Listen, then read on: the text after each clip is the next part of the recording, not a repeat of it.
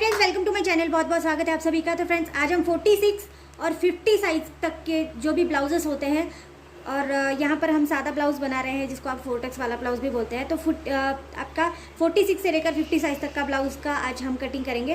तो दोनों साइड्स जो है इसकी बैक और फ्रंट दोनों भी साइड को अलग अलग कटिंग करेंगे, क्योंकि फ्रंट साइड में हम एक्स्ट्रा मार्जिन को लेते हैं, तो वो भी मैं आपको साथ के साथ यहाँ पर बताती चलूँगी। तो यहाँ पर मैंने जो पेपर लिया है ये सिंगल पेपर है और सबसे पहले हम यहाँ पर बैक साइड को कट करने वाले हैं। तो जो भी आपके ब्लाउज की हाइट होगी, आपको सबसे पहले हाइट को यहाँ पर नाप लेना है। सपोज अगर ब्लाउज की हाइट 14 है तो 15 लेनी है, 15 है तो 16 लेनी है, ठीक है। 1 इंच एक्स्ट्रा हम यहाँ पर बढ़ा के लेंगे। तो अभी हमारे ब्लाउज की जो हाइट है वो 14.5 इंच की है, तो हम यहाँ पर 15.5 इंच के ऊपर एक मार्क लगा रहे हैं, ठीक है। इससे कम अगर हाइट होगी तो आप उस हिसाब से यहाँ पर ले लेंगे। अब हम 46 से लेकर 50 साइज के लिए बना रहे हैं, तो गले की चौड़ाई को भी यहाँ पर लेते चलेंगे। तो मैं यहाँ पर गले की चौड़ाई को ले रही हूँ 3.25 इंच, ठीक है। 3 इंच तक भी आप रखेंगे तो भी चलता है। 3.25 इंच मैं यहाँ पर रख रही हूँ। और यहाँ पर जो भी शोल्डर पट्टी की चौड़ाई है इसको भी हम रखेंगे सेम 3.25 इंच के लिए, ठीक है। यहाँ पर हम आर्म होल जो है वो लेंगे 7 इंच के लिए। 7 से लेके 7.25 इंच तक का आर्म होल आप यहाँ पर ले सकते हैं। ये बड़े साइज का ब्लाउज है तो आर्म होल भी हम उसी हिसाब से यहाँ पर ले लेंगे। तो फ्रेंड्स, यहाँ पर हम आर्म होल का इस तरह से निशान लगा लेंगे। अब यहाँ पर आपको 46 या 50 साइज के लिए अगर आप बना रहे हैं तो दोनों साइज के लिए एक ही मेजरमेंट मैं आपको बताऊंगी। तो 46 साइज के लिए हम यहाँ पर लेंगे, तो 46 का हमको चौथा हिस्सा लेना है। तो यहाँ पर मैं 11.5 इंच ले रही हूँ, ठीक है। 46 साइज का यहाँ पर नाप लगा रहे हैं तो 11.5 इंच के ऊपर मैं इस तरह से नाप लगाऊंगी। और इसमें आप 1.5, 2 या 2.5 इंच तक मार्जिन को ऐड कर देंगे तो आपको ये 48 साइज के लिए भी आराम से आ जाएगा। आपको कोई भी एक्स्ट्रा मार्जिन यहाँ पर लेने की ज़रूरत नहीं पड़ेगी। तो यहाँ पर मैं इसमें ऐड कर रही हूँ 11.5, 12.5 और 13.5, मतलब यहाँ पर मैं 2 इंच का मार्जिन इसमें ऐड कर रही हूँ। ये हमारा एक्स्ट्रा मार्जिन है जो भी मैं यहाँ पर ले रही हूँ, ठीक है। तो हमने यहाँ पर 13.5 इंच के ऊपर एक नाप लगाया और सेम नीचे की साइड में जहाँ पर भी आपने इसको मार्क किया है हाइट के लिए, वहाँ पर हम 12.5 इंच मतलब कि 1 इंच कम के लिए माप लगाएंगे, ठीक है। अब ये हमारे कमर का चौथा हिस्सा प्लस आप 2 इंच इस तरह से नाप लगाओगे तो ये थोड़ा सा आपको याद रखने में मुश्किल पड़ेगी, इसीलिए मैंने यहाँ पर इस तरह से 1 इंच कम का नाप लगाया है, क्योंकि हमारी जो कमर की साइड होती है वो हमारी चेस्ट साइज से कम होती है, ठीक है। तो यहाँ पर एक्स्ट्रा कुछ भी रखने की बहुत ज़्यादा ज़रूरत हमको नहीं पड़ती। अब आपको यहाँ पर आर्म होल के लिए निशान लगाना है। बैक साइड का आर्म होल है तो यहाँ पर मैं 2 इंच का ले रही हूँ, 1.5 इंच का, 2 इंच का आप रख सकते हैं अपने हिसाब से। तो यहाँ पर इस तरह से मार्क लगाएंगे और यहाँ पर आपको आर्म होल का जो गोलाई है वो यहाँ पर इस तरह से लेनी है। यहाँ पर आप आर्म होल की इस तरह से गोलाई लेंगे। अब यहाँ पर हम, अगर आपको कंधा जो है वो आपको बहुत नीचे आता होगा, जिसकी भी हाइट कम होगी, ऐसे लोग जो होते हैं उनको कंधा नीचे आने का बहुत सारा प्रॉब्लम्स रहता है, तो यहाँ पर आप 1/2 इंच के लिए निशान लगाएंगे और इस निशान को आप इस तरह से तिरछा जोड़ देंगे। इस तरह से आपका ये प्रॉब्लम थोड़ा सा सॉल्व हो जाता है और ये ब्लाउज जो है वो फिटिंग में आपको आ जाएगा। अब आपने जैसे भी मार्किंग करी है ऐसे ही आपको एज इट इज़ कटिंग करनी है, जैसे भी आपने इसकी मार्किंग लगाई है। हम बैक साइड के लिए कटिंग कर रहे हैं तो इसीलिए ये बहुत ज़्यादा आसान है। इसीलिए यहाँ से पेपर को जैसे भी आपने मार्क करके रखा है ऐसे ही आप इसको कट कर लेंगे।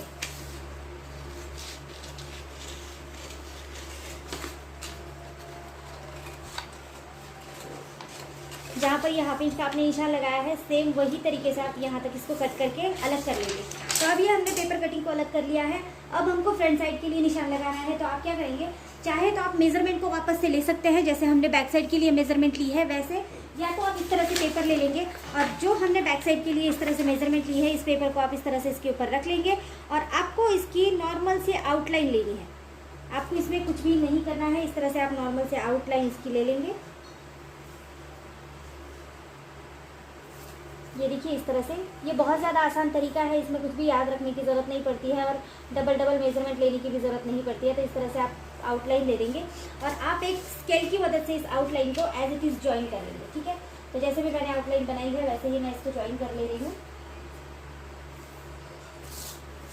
इस तरह से थोड़ा सा डार्क बना लेंगे सब तरफ से।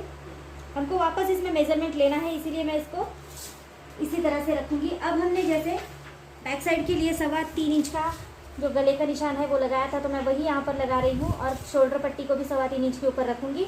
आर्म होल को हमने जैसे 7 इंच के ऊपर रखा था तो same as it is 7 inch के ऊपर रखूँगी। थोड़ा सा आपने अगर बड़ा कर लिया है तो आप उसी तरह से इसको रखेंगे और अब आर्म होल को भी पहले जैसा इस तरह से जोड़ लेंगे। अब हमको यहाँ पर निशान लगाना है आर्म होल का फ्रंट साइड के लिए, ठीक है। तो आर्म होल का हम यहाँ पर निशान लगाएंगे 1.5 इंच के ऊपर, ठीक है। 1/2 इंच को छोड़कर निशान लगाएंगे इस तरह से पेपर को फिर से हल्का सा घुमा कर ले लेंगे और इस तरह से आपको आर्म होल का निशान यहाँ पर लगा देना है। अब जैसे पहले हमने यहाँ पर हाफ इंच के लिए निशान लगाया था, तो सेम वही तरीके से हाफ इंच के लिए निशान लगाकर इस साइड को भी जोड़ देंगे।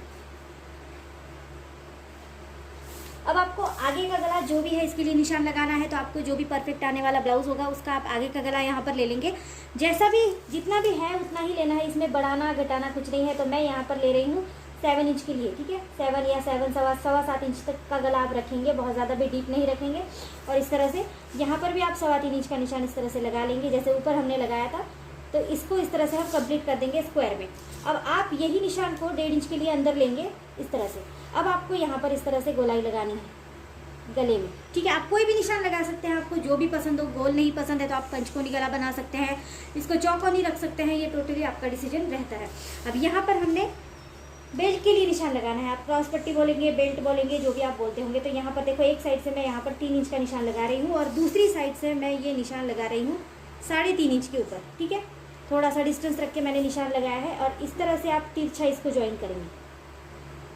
ये हमारी बेल्ट साइड का निशान है, ठीक है। तिरछा आपको ज्वाइन करना है।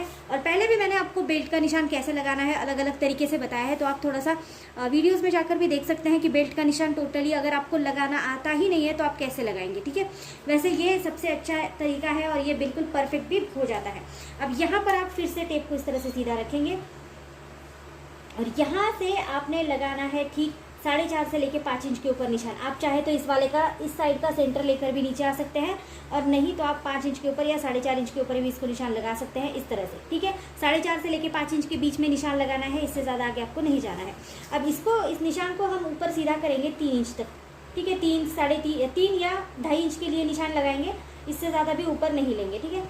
तो यहाँ पर मैंने इस तरह से निशान लगाया है और ये हमारा पहला वाला टक्स है। अब हम यहाँ पर 46-48 साइज के लिए ब्लाउज को ले रहे हैं, तो यहाँ पर निशान जो है वो हमारा पूरा 3.5 इंच का टक्स बनेगा 3.5 इंच के लिए, ठीक है। इस तरह से टक्स लगाकर ये वाला सेंटर पॉइंट हम यहाँ पर रखेंगे, 3.5 इंच के ऊपर यहाँ पर भी लगाएंगे और यहाँ पर भी लगाएंगे। ये हमारा पहला और सबसे इम्पॉर्टेंट टक्स है। अगर आप सिंपल वाला ब्लाउज बना रहे हैं तो टक्स का इम्पॉर्टेंस बहुत ज़्यादा है, तो इसको सबसे पहले आप इस तरह से निशान लगाकर ले लेंगे। अब आपको दूसरा वाला टक्स लेना है इस वाली साइड से, ठीक है। इस वाली साइड से हम दूसरा वाला टक्स ले रहे हैं 1.5 इंच के ऊपर। ये जो डिस्टेंस हमने लिया है ये 1.5 इंच का है और ये जो डिस्टेंस लिया है ये हमने लिया है 3 इंच का, ठीक है। अब यहाँ पर हम हल्का सा इसको डिस्टेंस देंगे, ठीक है। 1.25 इंच का डिस्टेंस देकर आप इसको इस तरह से जोड़ देंगे। तो ये हमारा दूसरा वाला टक्स यहाँ पर बन गया है। इसमें आप बहुत थोड़ा सा कपड़ा एडजस्ट करेंगे, बहुत ज़्यादा कपड़ा इसमें बिल्कुल भी नहीं लेना है, ठीक है। तो इतना सा कपड़ा हम एडजस्ट करेंगे। मैं थोड़ा सा यहाँ पर डेमो दे रही हूँ। अगर इसकी आपको सिलाई चाहिए तो मैं इसकी सिलाई भी आपको पूरी तरह से बता दूंगी नेक्स्ट वीडियो में, आप थोड़ा सा कमेंट करके मुझे पूछ सकते हैं। अब यहाँ पर हम तीसरा वाला टक्स ले रहे हैं ठीक 2 इंच के ऊपर, ठीक है। 2 इंच के ऊपर निशान लगा रही हूँ, 2 इंच मार्जिन ले रही हूँ इस वाली साइड से। यहाँ पर भी हमको 1 इंच का या 1.25 इंच का डिस्टेंस रखकर इसका मार्जिन लेना है और इसे यहाँ से लेके यहाँ तक हमको जोड़ देना है इस तरह से। ये रहेगा हमारा तीसरा वाला टक्स। ये टक्स में भी आप बिल्कुल थोड़ा सा फैब्रिक को एडजस्ट करेंगे, बहुत ज़्यादा फैब्रिक यहाँ पर भी आपको बिल्कुल भी नहीं लेना है, ठीक है। इस तरह से, ठीक है। मैं ये थोड़ा सा आपको डेमो दे देती हूँ। अब हम लेंगे 4th वाला टक्स, तो यहाँ से लेके यहाँ तक 4th वाले टक्स में भी डिस्टेंस देंगे और ये हमारा आर्म होल के अंदर से आएगा। तो यहाँ पर भी आपको जो इसका डिस्टेंस है कपड़े का वो भी इसी तरह से रखना है और यहाँ पर भी आपको थोड़ा सा कपड़ा इसमें एडजस्ट करना है इस तरह से। बहुत ज़्यादा कपड़ा अगर आप खींच लोगे तो यहाँ पर भी आपको सिलवटें बनने लगेंगी और ये बिल्कुल भी अच्छा नहीं लगता है। तो इस तरह से आप 4 टक्स का मार्किंग कर सकते हैं और यहाँ पर इतना करने के बाद एज इट इज़ आप कटिंग करेंगे। अब इसमें इंपॉर्टेंट पॉइंट जो है, हमने कहा था कि एक्स्ट्रा मार्जिन की ज़रूरत पड़ती है। तो ये कपड़ा जब आप इसको फोल्ड कर देते हैं तो ये फोल्ड होकर कम हो जाता है, तो यहाँ पर ये कपड़ा ऑब्वियसली कम होता है, तो इसीलिए ये वाला मार्जिन हम यहाँ पर बढ़ाएंगे, ठीक है। ये बहुत ज़्यादा इंपॉर्टेंट है। आपने जितना भी मार्जिन यहाँ पर लिया है, अभी ये कपड़ा हल्का सा कम हो रहा है यहाँ पर पेपर, तब आप जब ये मार्जिन ले रहे हैं तो ये वाला कपड़ा यहाँ पर बढ़ाना ज़रूरी है। और यहाँ पर भी हम 1 इंच का मार्जिन लेकर बढ़ा देंगे क्योंकि यहाँ पर हमको सिलाई के लिए मार्जिन लगेगा। इस तरह से तिरछा जोड़ेंगे, ठीक है। ये मार्जिन यहाँ पर बढ़ाना बहुत ज़्यादा ज़रूरी होता है। अब इसकी कटिंग करेंगे, कटिंग करना भी बहुत ज़्यादा आसान है।